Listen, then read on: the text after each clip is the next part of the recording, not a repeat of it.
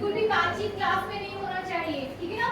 Young's double slit experiment, Young's double slit experiment आज हम पढ़ने जा रहे हैं। स्टार्टिंग मैंने आपको दे दिया है कि 1801, लगभग 1801 की बात है। इसके पहले तक हम प्रकाश के कणिका सिद्धांत को पढ़ते आ रहे थे कि प्रकाश कण के रूप में गमन करता है, ठीक है ना। लेकिन कण के साथ साथ आपकी किरण की भी बात चल रही थी कि प्रकाश एक स्ट्रेट लाइन में गमन करता है, सीधी रेखा में। स्ट्रेट लाइन मींस सीधी रेखा में। आप अभी तक पढ़ते आ रहे थे ना, जितनी भी आपने टॉपिक्स किए अभी तक, जैसे मिरर, आपने मिरर सूत्र किया, आपने मिरर फॉर्मूला देखा, अपवर्तन सूत्र देखा, उसमें हमने प्रकाश को कैसे यूज किया है, एक सीधी रेखा में, ठीक है ना। लेकिन 1801 में young is the name of the scientist, young नाम के एक साइंटिस्ट ने 1801 में अपने एक्सपेरिमेंट के थ्रू प्रूव किया कि प्रकाश सीधी रेखा में गमन करने के साथ साथ प्रकाश तरंगों के रूप में भी गमन करता है। रेखा और तरंग दोनों में डिफरेंशिएट कर पा रहे हैं आप? आपकी सीधी रेखा ये है लेकिन तरंग ये है, ठीक है ना। तो प्रकाश तरंगों के रूप में गमन करता है, ये किसने प्रूव किया? यंग ने। उन्होंने अपने प्रयोग के द्वारा सिद्ध किया, उन्होंने सिर्फ बोला नहीं, ठीक है ना, उन्होंने सिर्फ बोला नहीं, अपने प्रयोग के द्वारा सिद्ध किया कि प्रकाश जो है तरंगों के रूप में गमन करता है, ठीक है ना। अब उनका यंग डबल स्लिट एक्सपेरिमेंट की सबसे पहले हम एक रूपरेखा देखेंगे। रूपरेखा, एक आउटलाइन कि किस तरीके से उन्होंने अपने जो लैब में काम किया वो क्या था, ठीक है ना। तो सबसे पहले उन्होंने क्या लिया, source of light. Source of light समझ रहे हैं, जैसे जहां से आपको लाइट्स मिल सकती हैं, ठीक है ना। उसके बाद उन्होंने एक उत्तल लेंस यूज किया, कॉन्केव लेंस, ठीक है। कॉन्केव लेंस से जैसे ही प्रकाश तरंगें गुजरेंगी तो वो कैसे हो जाएंगी, समांतर, ठीक है ना। अब ये समांतर प्रकाश तरंगों को एक दुई स्लिट से गुजारा जा रहा है। दुई स्लिट, एक स्लिट को नाम आप S1 दे सकते हो, दूसरे को S2। दुई स्लिट, दुई स्लिट इट मींस कि कार्डबोर्ड पर, कार्डबोर्ड समझते, जैसे कि आपका ये कार्डबोर्ड है, ठीक है ना। ये बल्ब है, ये बल्ब यहाँ पर है और ये कार्डबोर्ड है। कार्डबोर्ड पर दो छोटे से छिद्र हैं, आप कर सकते हो एक्सपेरिमेंट, ठीक है ना। जैसे ये कार्डबोर्ड समझ रहे ना, कार्डबोर्ड का बना, कार्डबोर्ड लकड़ी का गत्ता, अच्छा गत्ता, रजिस्टर का मोटा वाला गत्ता, गत्ता वाला रजिस्टर बोलते हैं ना हम जिसे, गत्ता वाला रजिस्टर। तो उसी गत्ते वाले रजिस्टर के मोटे वाले पेज पर उन्होंने क्या कर दी, एक छोटे छिद्र कर दिए, दो छोटे छिद्र। दोनों छेदों की केंद्र से दूरी बराबर होना चाहिए, ठीक है ना। केंद्र से दूरी मतलब एक किसी पॉइंट को केंद्र सिद्ध कर दें तो वहां से उस पॉइंट से दोनों छिद्रों के बीच की दूरी कैसी हो, बराबर। तो ऐसे दो छेद कर दिए और यहाँ पर एक बल्ब लगा दिया और इससे निकलने वाली प्रकाश तरंग, बल्ब के बाद उन्होंने एक स्क्रीन भी लिया, जैसे ये बल्ब हो गया, ये हो गया आपका क्या, दो छेद यहाँ पे, और यहाँ पर लगा दी एक स्क्रीन, ठीक है ना। फिर उन्होंने स्क्रीन को देखा कि स्क्रीन पर किस तरीके का पैटर्न उनको मिल रहा है। Is that clear? इसमें क्या है, दो छेद हैं, ये बल्ब है, यहाँ रख दिया और एक स्क्रीन रख दी, ठीक है ना। तो इतना पूरा एक्सपेरिमेंट उन्होंने किया। तो सोर्स उत्तल लेंस से गुजारा, दो स्लिट, और यहाँ पर आपको क्या मिलेगा, ये रहेगी आपकी स्क्रीन। अब स्क्रीन पर उनको क्या दिखाई दे रहा है, उनको दिखाई दे रहा है चमकीली, ठीक है ना। जैसे यदि ये आपका सेंटर पॉइंट हो जाएगा तो इस पॉइंट पर उनको एक चमकीली फ्रिंज दिखाई देगी, चमकीली सी पट्टी दिखाई देगी, इस तरीके से देखो,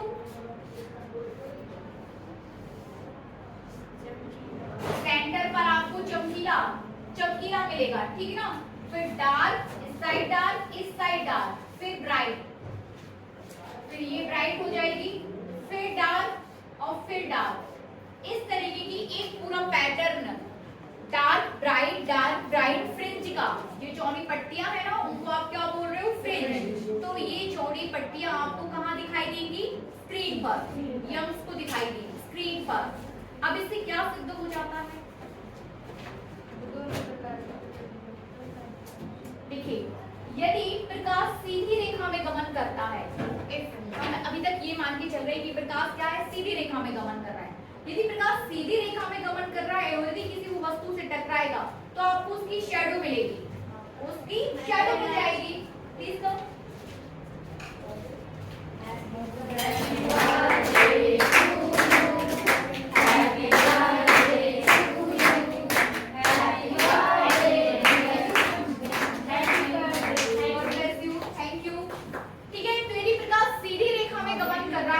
प्रकाश सीधी रेखा में गमन कर रहा है, इट मींस कि आपको उसकी शैडो मिल जाना चाहिए कि जिस ऑब्जेक्ट से टकराएगा तो आपको उसकी क्या मिल जाए, शैडो, परछाई।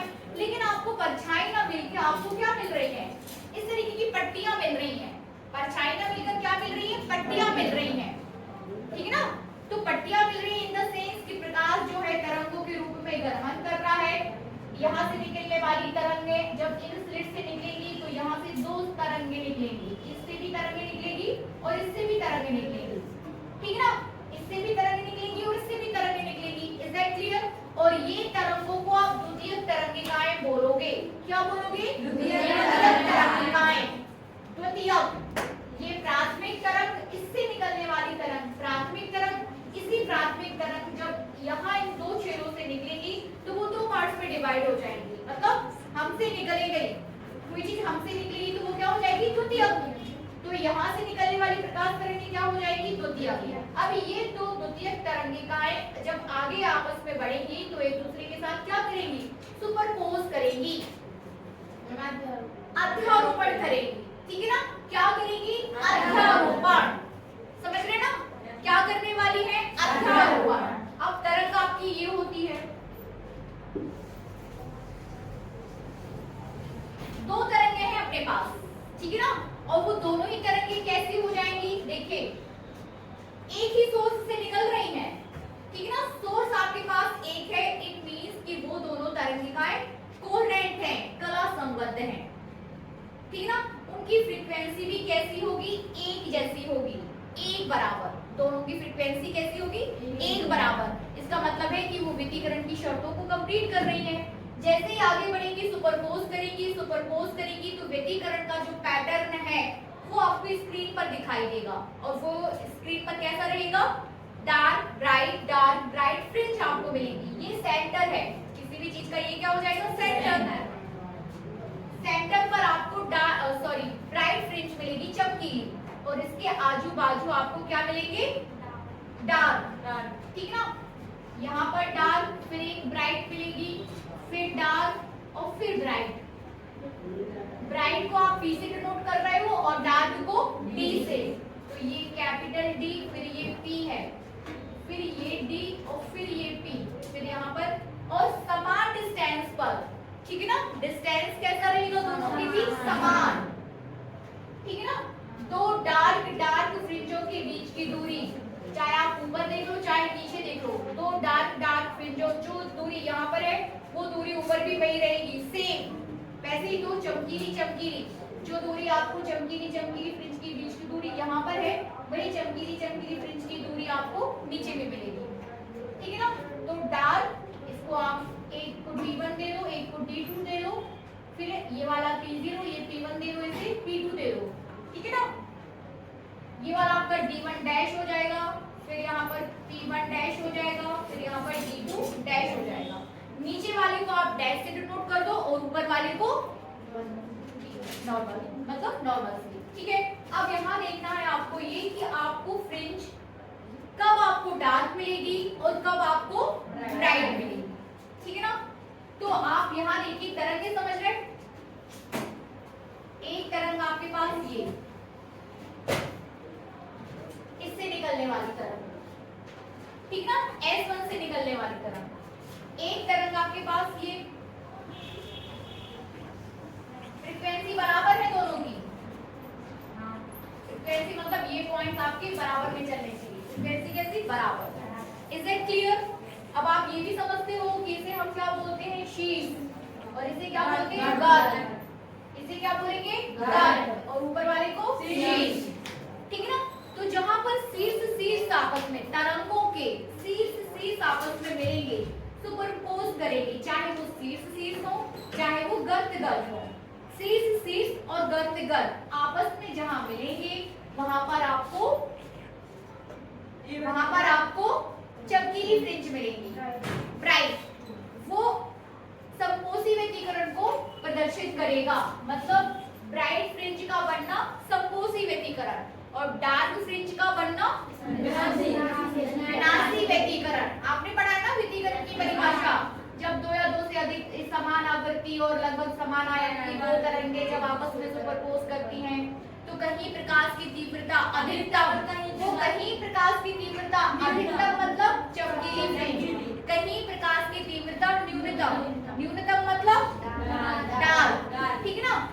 Is that clear? आपको सफेद वर्ड यूज नहीं करना है, आपको चमकीली या ब्राइट वर्ड यूज करना है। सफेद, काला सफेद ना यूज करके आपको डार्क, ब्राइट या फिर काला और चमकीला, ठीक है, काला और चमकीला। तो इस तरीके की फ्रिंज आपको मिलेगी, ठीक है ना। ये दो तरह के आपस में बढ़ रही, देखो ये एक जैसे पॉइंट जहां मिलेंगे वहां पर आपको क्या मिलेगी, चमकीली, और दूसरे पॉइंट्स ये वाले डैश डैश को आप किसी, ये वाले पॉइंट्स आपको ये जो ये दिखा रहे हैं वो किसके लिए दिखा रहे हैं, आपके शीर्ष के लिए। शीर्ष मतलब आपका ये जो चित्र है, ये वाले पॉइंट्स आगे बढ़ेंगे, ये शीर्ष को दिखाएंगे, ये वाले पॉइंट आपके गर्त को दिखाएंगे, ठीक है। तो जहां ये ऐसा क्रॉस हो और जहां ऐसा क्रॉस हो तो वहां पर आपको क्या मिलेगी, चमकीली फ्रिंज, ठीक है ना। और जहां पर एक शीर्ष और एक गर्त आपस में मिले तो वहां पर क्या मिल जाएगा, डार्क बनेगा। अब नेक्स्ट आपको क्या करना है, इतना आपने सीख लिया कि आपका ये जो यंग्स डबल स्लिट एक्सपेरिमेंट है इसमें इतनी चीजें आपने सीख ली कि आप इन्होंने ये एक्सपेरिमेंट किया ऐसा और ये। अब हमें देखना है कि ये जो डार्क ब्राइट फ्रिंज बन रही हैं उनके बीच की दूरी क्या है। दो डार्क फ्रिंज के बीच की दूरी क्या है, दो ब्राइट फ्रिंज के बीच की दूरी क्या है, एक डार्क और एक ब्राइट के फ्रिंज के बीच की दूरी क्या है, या फ्रिंज चौड़ाई क्या है, फ्रिंज चौड़ाई, ठीक है ना। फ्रिंज चौड़ाई मतलब वो जो पट्टी मिल रही है आपको, डार्क ब्राइट पट्टियां मिल रही ना, ये पट्टियां बनाई थी अपन, ये पट्टी, तो ये पट्टी की जो चौड़ाई है ये बन गई ना चौड़ी, तो इस पट्टी की जो चौड़ाई है वो कितनी है वो अपन को कैलकुलेट करनी है। Is that clear? क्या करना है, कैलकुलेट करना है। और ये जो पट्टी की चौड़ाई उसको आप क्या बोलोगे, फ्रिंज चौड़ाई, ठीक है ना। तो नेक्स्ट अब हम क्या करने वाले हैं, फ्रिंज चौड़ाई कैलकुलेट करने वाले हैं। हेडिंग कीजिए फ्रिंज चौड़ाई। मैम अगर आधे आरोपित नहीं होंगी तो नहीं, आधे आरोपित नहीं होगी तो कैसे बनेगा, आधे आरोपण तो आवश्यक है, ठीक है ना। हेडिंग कीजिए फ्रिंज चौड़ाई। ये साफ कर दूं, मैं ये साफ कर दूं,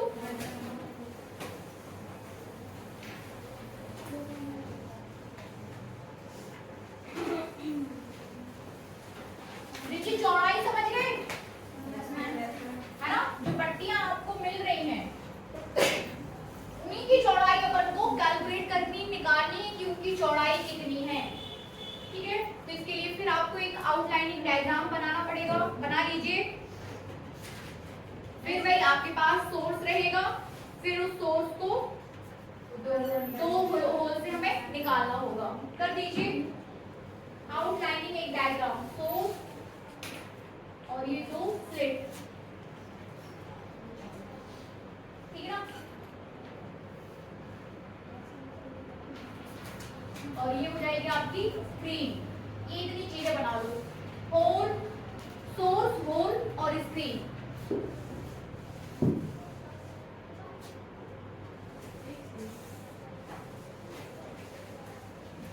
ठीक है।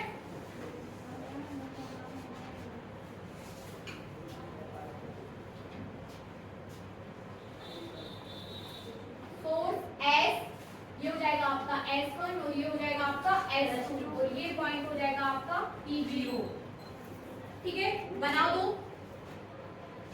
इसके बाद अब देखिए सोर्स से पर्दे के बीच की दूरी कैपिटल D ले लो, सोर्स से पर्दे के बीच की दूरी, ठीक है ना। यहां से source in the sense slit से इनके बीच की दूरी कैपिटल D बनेगा, और दोनों स्लिटों के बीच की दूरी आपकी क्या हो जाएगी, 2D। यदि ये पॉइंट सेंटर है तो यहाँ से यहाँ तक के बीच की दूरी स्मॉल d, यहाँ से यहाँ तक के बीच की दूरी स्मॉल d, तो दोनों स्लिटों के बीच की दूरी 2D। ये लीजिए, इतना साइड ले सकते हैं।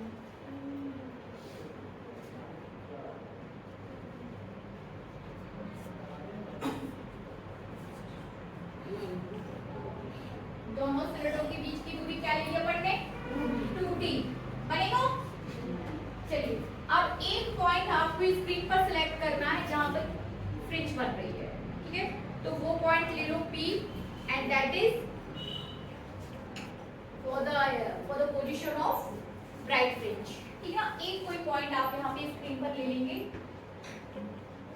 P, और किसकी स्थिति कहलाएगी, ब्राइट फ्रिंज की। और किस स्लिट से डिस्टेंस, इस पॉइंट को इस पॉइंट से और इस पॉइंट को पॉइंट S1 से यहाँ मिला दो, मिला दीजिए, इसके से मिलाइए, सीधा मिलाइए, ठीक है ना, इज दैट क्लियर?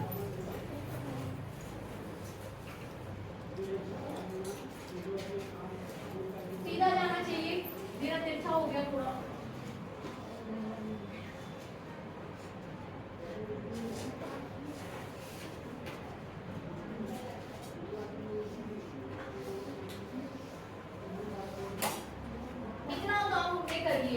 ठीक है ना, तो point P, point S1, point S2, capital D और 2D, ये सारे पॉइंट्स आपको क्लियर होना चाहिए।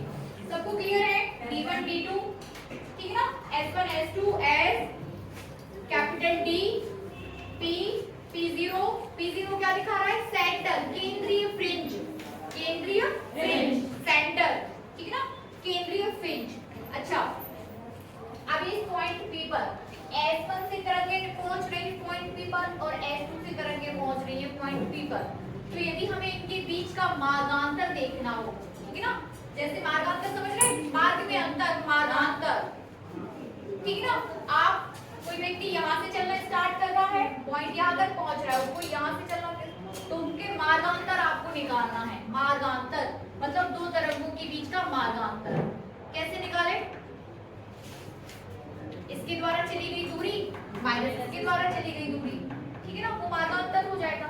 या फिर यहाँ से आप एक लंब यहाँ पे डाल दें तो ये डिस्टेंस कैसी हो जाएगी, बराबर, तो मार्गांतर आपके पास ये आ जाएगा ना।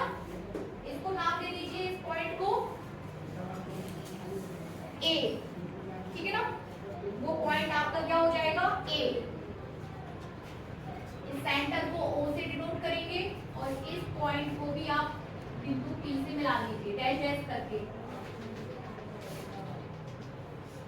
बिंदु P से यहाँ पर भी आप इसको मिला दीजिए, ठीक है। इस सारी चीजों को नोट कर लीजिए, थोड़ा सा नोट करिए, लिखिए,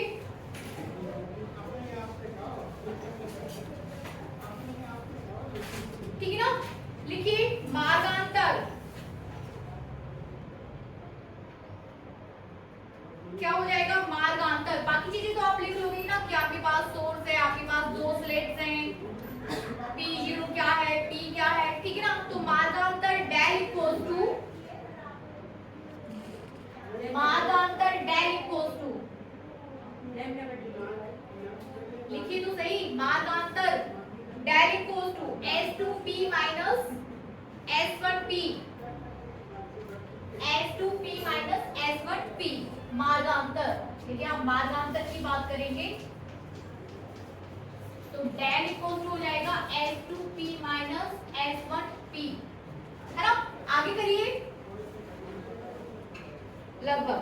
अब आपको दो त्रिभुज दिख रहे होंगे पूरे इस डायग्राम में, कौन कौन से, S2 S1A, S2 S1A, ठीक है ना, लिखिए त्रिभुज S2 S1A तथा दूसरा त्रिभुज कौन सा दिख रहा है, S1A और P, है ना।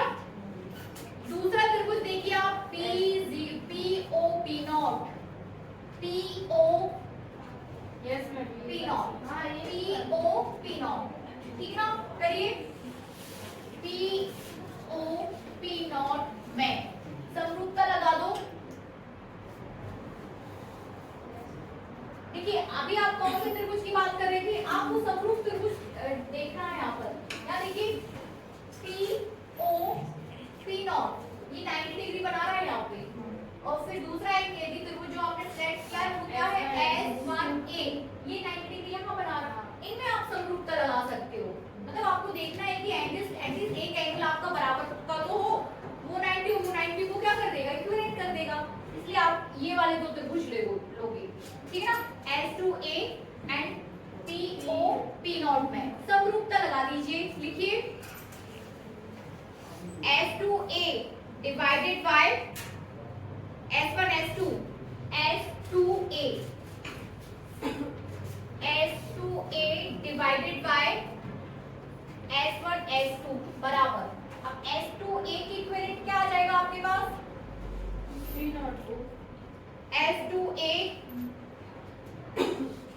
P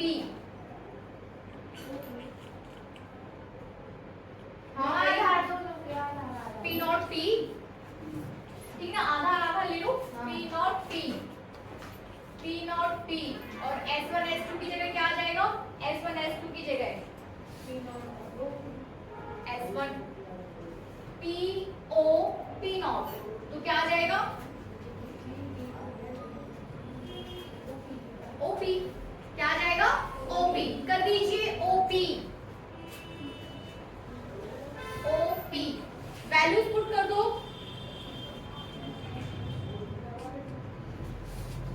ठीक ना, वैल्यूज पुट करिए OP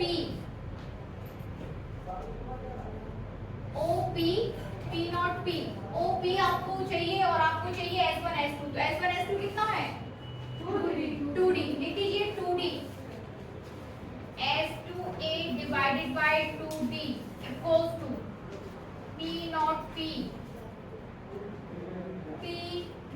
P और कौन सा ले रहे हैं आप OP कितना हो जाएगा D if P is very near to P not, ऐसी कंडीशन में यदि P नॉट के बहुत करीब है तब OP इक्वल्स टू कितना आ जाएगा D, ये हो जाएगा आपका कैपिटल D, ठीक है ना। इसमें मार्गांतर कौन सा है, मार्गांतर क्या है S2A, तो S2A इक्वल्स टू बताइए कितना आया S2A, निकाल के दिखाओ फटाफट, S2A इक्वल्स टू हो जाएगा आपका P अपॉन D, है ना, upon D not P into 2D upon D, P naught P into 2D upon D, अब P नॉट P की तो था कुछ, P नॉट P 2D तो नहीं, वो 2D नहीं है, 2D तो आपका इतना है, ये आपकी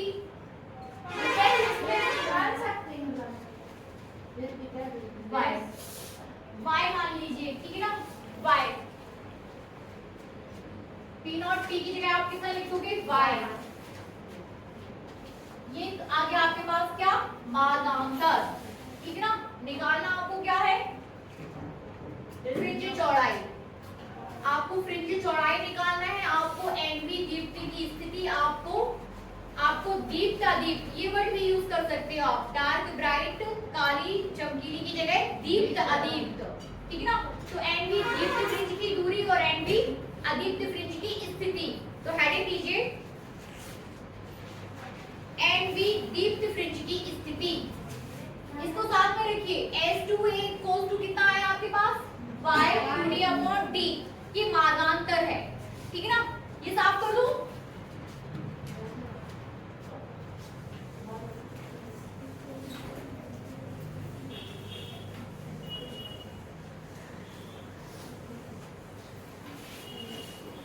हेडिंग लीजिए एनवी दीप्त फ्रिंज की स्थिति,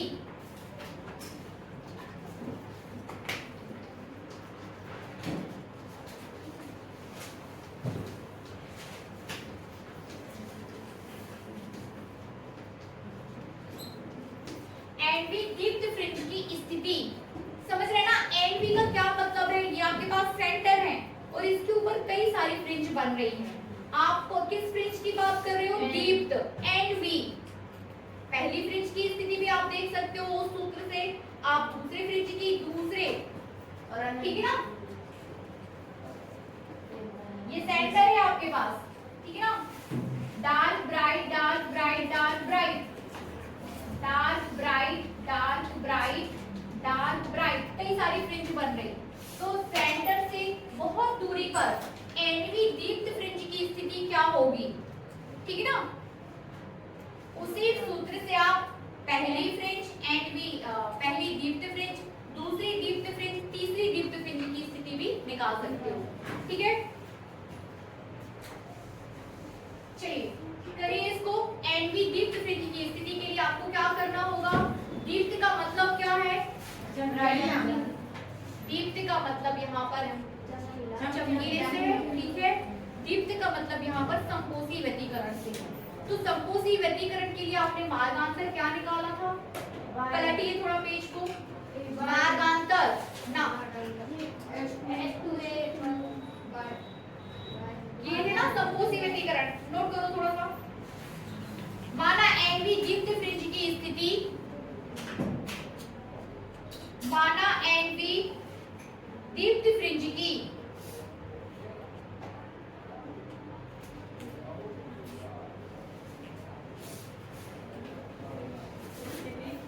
एनवी दीप्त फ्रिंज की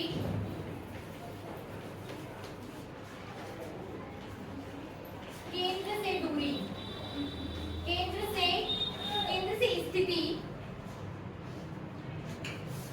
केंद्र से दूरी yn है, तो केंद्र से दूरी कितनी है? yn है, तो एनवी दीप्त फ्रिंज के लिए मार्गांतर एनवी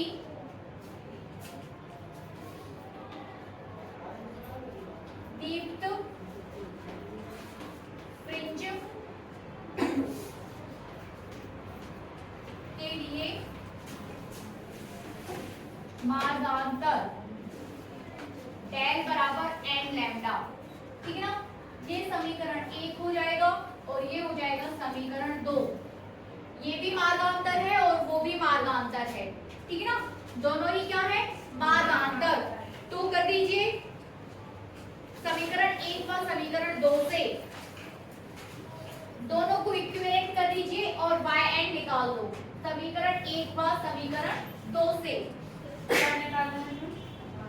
समीकरण 1 व समीकरण 2 से ये एन लैम्डा मार्गांतर है, ये भी किसको प्रदर्शित कर रहा है? मार्गांतर को। दोनों मार्गांतर एक दूसरे के साथ बराबर में कर दो और y निकाल दो, ठीक है ना। y n lambda into d upon 2 है ना।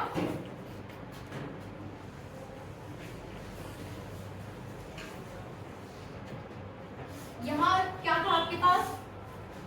y in two d upon d equals to n lambda.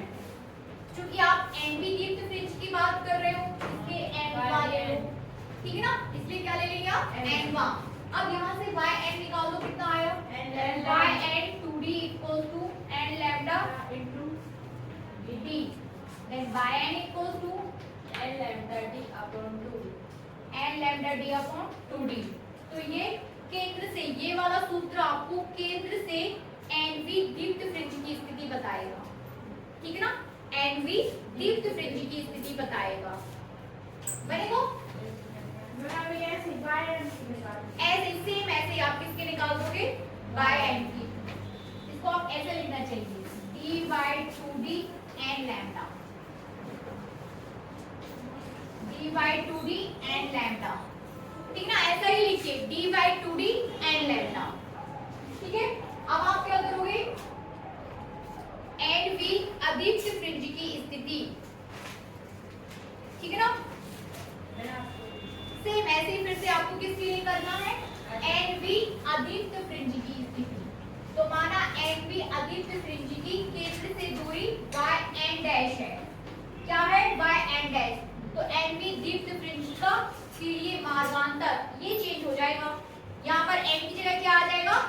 2n-1, ठीक है ना। कर चुके हो आप 2n-1 लैम्डा बाय 2,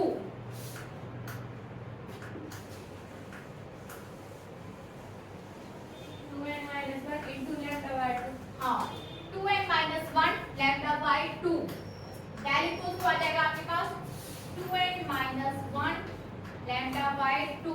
इसीलिए देखिए समीकरण 3 व समीकरण 1 से कर पा रहे हैं सभी बच्चे? समीकरण 1 व समीकरण 3 से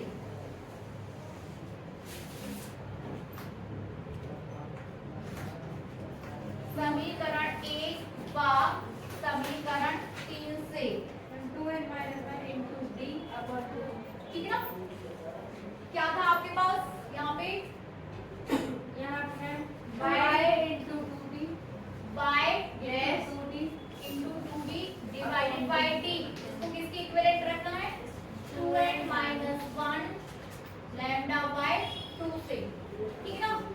अब y की जगह आपका क्या आ जाएगा y dash n, y dash n।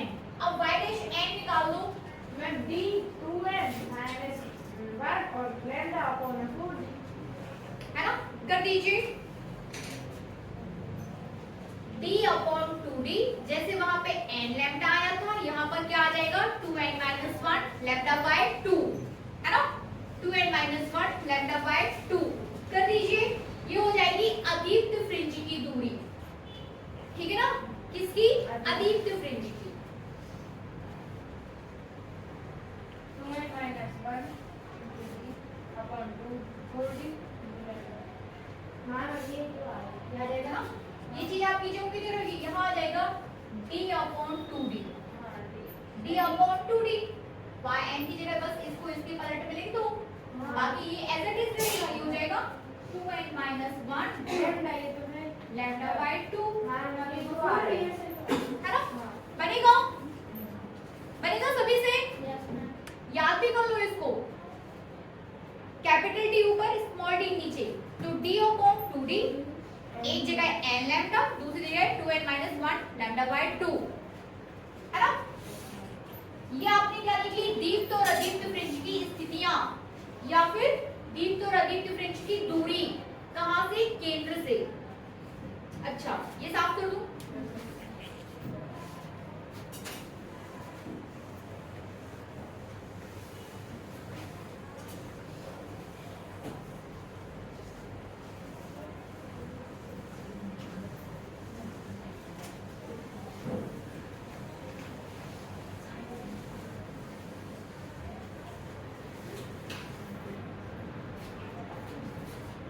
एक आया है आपके पास yn इक्वल्स टू और y dash n equals to, ये आया आपके पास d अपॉन 2d n लैम्डा, ये आया आपके पास d अपॉन 2d 2n minus 1 lambda by 2, ठीक है ना, यहाँ तक सभी ने किया।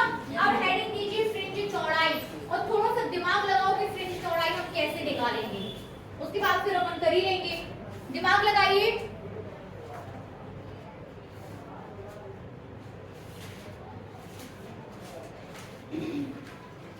फ्रिंज चौड़ाई अपन को निकालना है, फ्रिंज चौड़ाई आपके पास दूरियां आ गई हैं NB और मैं दोनों को जोड़ दे अच्छा ये बताओ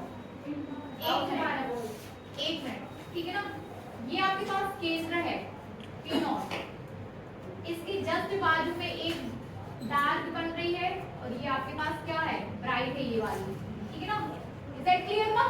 ये कैसी है डार्क, ये वाली ब्राइट, और ये कैसी है डार्क। आपको क्या निकालना है, फ्रिंज चौड़ाई, फ्रिंज की चौड़ाई, बस आप बताओ कैसे निकालना।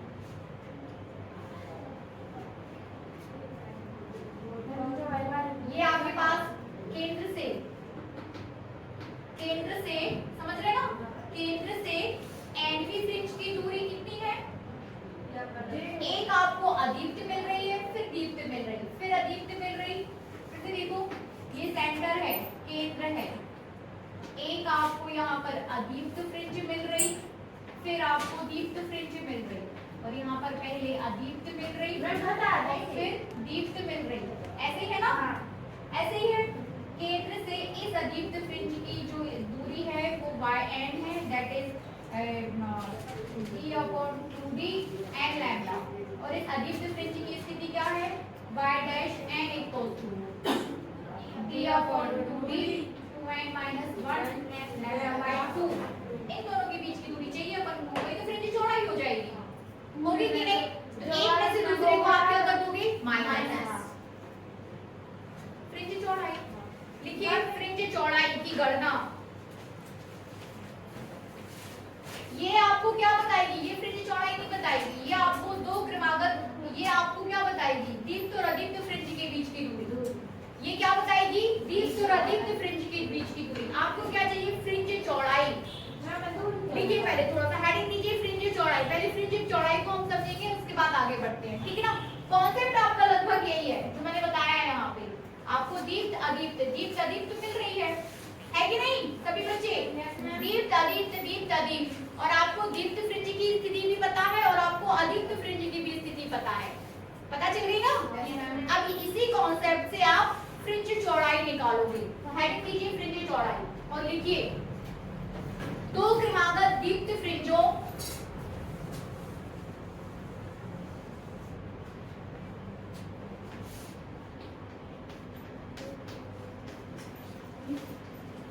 फ्रिंज चौड़ाई, दो क्रमागत दीप्त फ्रिंजों के बीच की दूरी अथवा दो क्रमागत अदीप्त फ्रिंजों के बीच की दूरी फ्रिंज चौड़ाई कहलाती है। ठीक है ना। तो ये दो क्रमागत जैसे ये दीप्त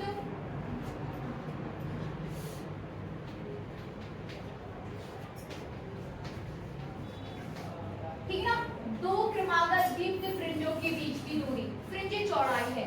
दो क्रमागत अदीप्त फ्रिंजों के बीच की दूरी मतलब यहां से यहां तक की दूरी यदि आप कैलकुलेट करोगे तो फ्रिंज चौड़ाई कहलाएगी, और यदि आप यहां से यहां तक के बीच की दूरी को कैलकुलेट करोगे तो वो क्या कहलाएगी, वो भी फ्रिंज चौड़ाई कहलाएगी। ठीक है ना। दो क्रमागत दीप्त फ्रिंजों के बीच की दूरी या दो क्रमागत अदीप्त फ्रिंजों के बीच की दूरी फ्रिंज चौड़ाई है। अब इतना कैलकुलेट करना है हमें। तो यदि ये yn है तो ये क्या हो जाएगा, yn प्लस 1 हो जाएगा ना। Is that clear. यदि ये स्थिति yn है तो ये वाली स्थिति क्या हो जाएगी, yn प्लस 1। यदि इस दीप्त फ्रिंज को आप p1 बोल रहे हो तो इस फ्रिंज को आप p2 बोलते हो, प्लस 1 किया ना। तो वैसे ही yn तो दूसरी क्या हो जाएगी, yn प्लस 1 है ना।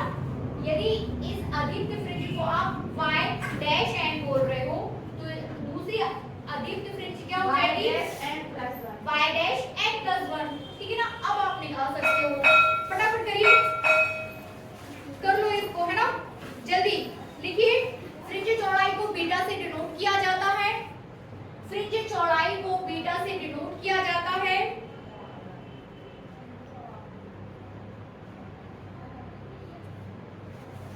माना केंद्रीय फ्रिंज की स्थिति से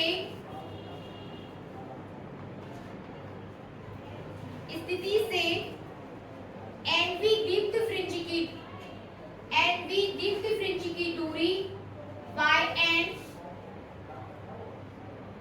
yn तथा n+1v दीप्त फ्रिंज की दूरी तथा n+1v दीप्त फ्रिंज की दूरी yn+1 है तो yn इक्वल्स टू, फटाफट बताइए yn इक्वल्स टू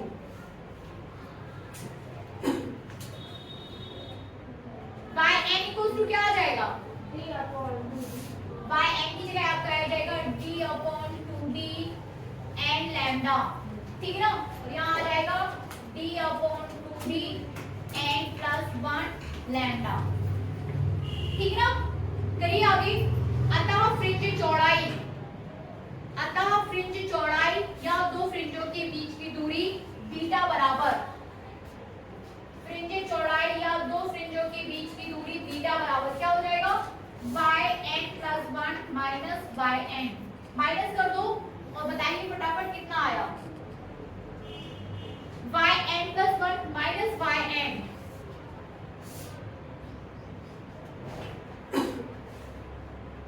ठीक है ना। कितना आ जाएगा, yn प्लस 1 कितना है आपके पास, beta equals to d/2d n plus 1 lambda minus d/2d n lambda. ठीक है ना। क्या करना है आपको, beta equals to d/2d lambda common ले लो और इनसाइड द ब्रैकेट हो जाएगा n+1 माइनस n, तो पूरा इतना आएगा n+1 माइनस n। तो ये हो जाएगा आपका क्या आ जाएगा, ये सब कैंसिल हो गया, n cancel by the n, d lambda by 2d, d lambda by 2d। ठीक है ना। ये हो जाएगी फ्रिंज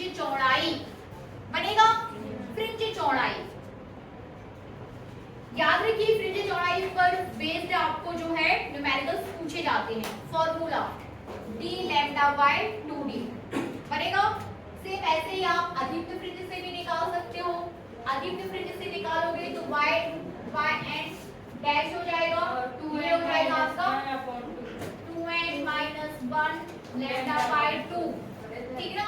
ये y डैश n प्लस 1 हो जाएगा, तो यहाँ पर हो जाएगा आपका 2n plus 1 minus 1 lambda bye फिर लैम्डा बाय 2 2 माइनस करोगे तो आएगा इतना ही, ठीक ना। ये जब आप इसको माइनस करोगे तो मिलेगा आपको इतना ही। कितना? एक दूसरे से इन इक्वेशंस को भी आप जब एक दूसरे से माइनस करोगे तो बीटा इक्वल टू आएगा आपके पास d कितना आया है d लैम्डा 2d।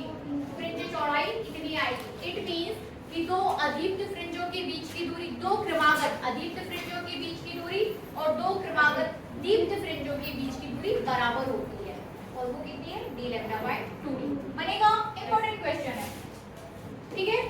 आज इतना रहने देते हैं। फ्रिंज चौड़ाई को देख लो किस किस पे डिपेंड करता है। कैपिटल D इट मींस पर्दे से स्लिट से पर्दे के बीच की दूरी पर डिपेंड कर रहा है, और किस पे कर रहा है?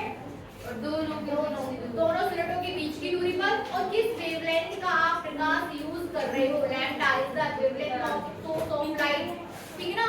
तो तरंग दैर्ध्य पर भी डिपेंड करता है, बनेगा। चलिए